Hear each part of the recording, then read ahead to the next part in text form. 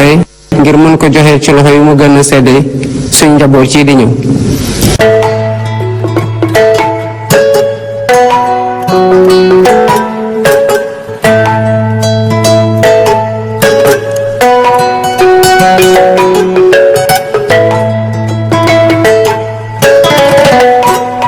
Quelque temps, il y a un phénomène assez préoccupant que nous avons remarqué dans la capitale Dakar, mais aussi dans certaines capitales régionales. C'est l'installation anarchique d'habitats spontanés sur les places publiques, mais aussi dans nos rues, dans nos avenues. Les gens installent des abris de fortune et en font des demeures permanentes. Ça, c'est le premier constat.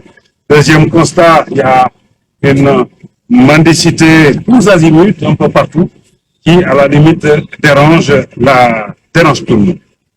On voit que la plupart de ces gens, ce sont des femmes et des enfants vraiment et tous vulnérables, en situation de très grande précarité.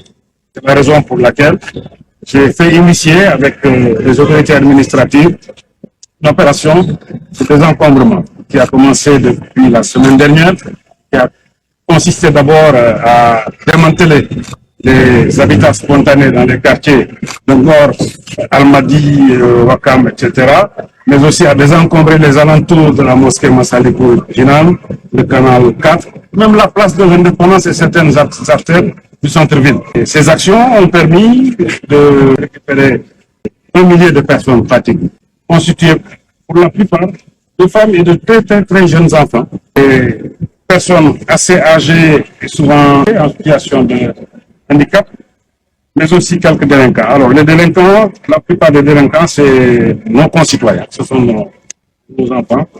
Ceux-là, on les a immédiatement référés à la police pour le traitement le plus adéquat. Pour le reste, ce sont essentiellement des frères et sœurs et des enfants des pays frères ouest-africains. Donc, nos services à l'unisson les ont pris en charge, d'abord sur le plan médical, pour traiter certaines affections, et ensuite sur le plan de l'entretien courant, l'alimentation, l'hébergement et autres, pour les garder dans des conditions les plus dignes possibles. Comme vous le savez, la mendicité, comme le vagabondage, sont des infractions pénales.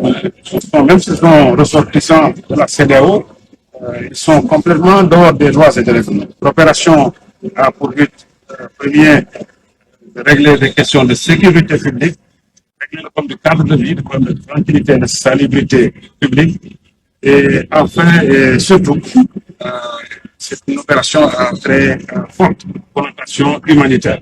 Nous allons maintenir ces initiatives, ça va continuer et ça va s'élargir sur l'ensemble du territoire afin de rassurer tout le monde. Je remercie tous les services qui se sont engagés à fond pour nous permettre de conduire ces actions dans les conditions les plus humaines possibles. C'est le cas donc vraiment de féliciter les autorités administratives, féliciter les responsables des divers organismes. Une mention spéciale à la police et à la gendarmerie qui ont été présentes toutes les deux durant toutes ces journées-là. Merci.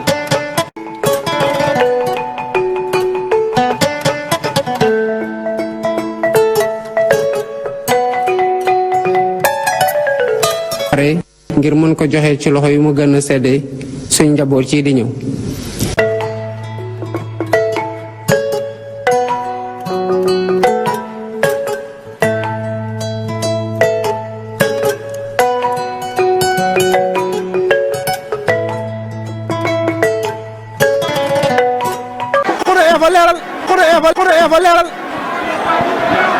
Le roi des arènes ay lacrymogène ko nga ci biir stade